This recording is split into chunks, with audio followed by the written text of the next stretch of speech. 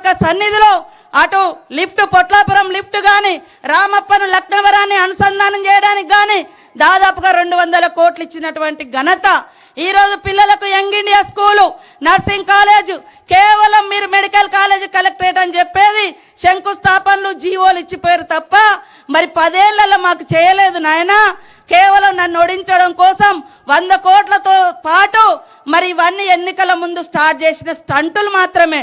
కానీ ఇవాళ ప్రజా అభివృద్ధి కోసం, ములుగు అభివృద్ధి కోసం ఈ ములుగు బిడ్డగా, ఆడబిడ్డగా, ములుగు కన్న బిడ్డగా మరి ఎంతో మనసు పెట్టి పనిచేసుకుంటా అంటే ప్రతినిత్యం విమర్శలు, తప్పుడు కూతలు కూసినోడు ఎవడో నా మీద అన్నోడు బాగుపడలేదు. ఇవాళ మేము చేసిందే చెప్పుకుంటాం, చెప్పుకున్నదే చేస్తాం.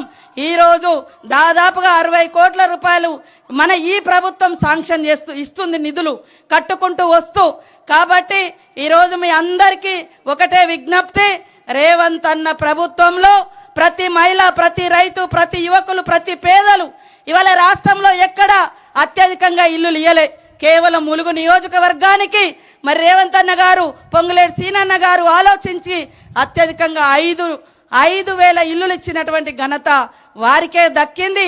కాబట్టి దయచేసి ఎవరైనా తప్పుడు కూతలు కూస్తే తూర్పున సమ్మక్క సార్లమ్మే చూసుకుంటుంది. నేను తప్పుడు మాటలు మాట్లాడడం లేదు.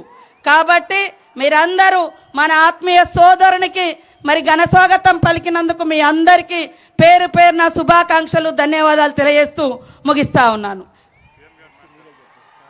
ఇప్పుడు గౌరవనీయులు పెద్దలు, ఎందుకంటే ఇంకా పర్కాల మీటింగ్ ఉంది, మరి ఆ మీటింగు ఉన్నందున మన ముఖ్యమంత్రి గారే మాట్లాడుతున్నారు. గౌరవనీయులు మన ఆత్మీయ సోదరుడు, ములుగంటే ఆప్యాయత, ప్రేమ పంచేటువంటి నాయకుడు, మేము కష్టాలలో ఉన్న, కన్నీళ్ళలో ఉన్న కన్నీళ్లు తుడుస్తూ మీకు చేయుతగా నేనున్నా అని ప్రతినిత్యం అధికారం ఉన్నా లేకున్నా, పదవులున్నా లేకున్నా మనకు చేయుతనిస్తున్న మన ఆత్మీయుడు, మన అభివృద్ధి ప్రదాత, మన సీఎం గారు రేవంత్ రెడ్డి గారిని మాట్లాడాల్సిందిగా విజ్ఞప్తి చేస్తా ఉన్నాను.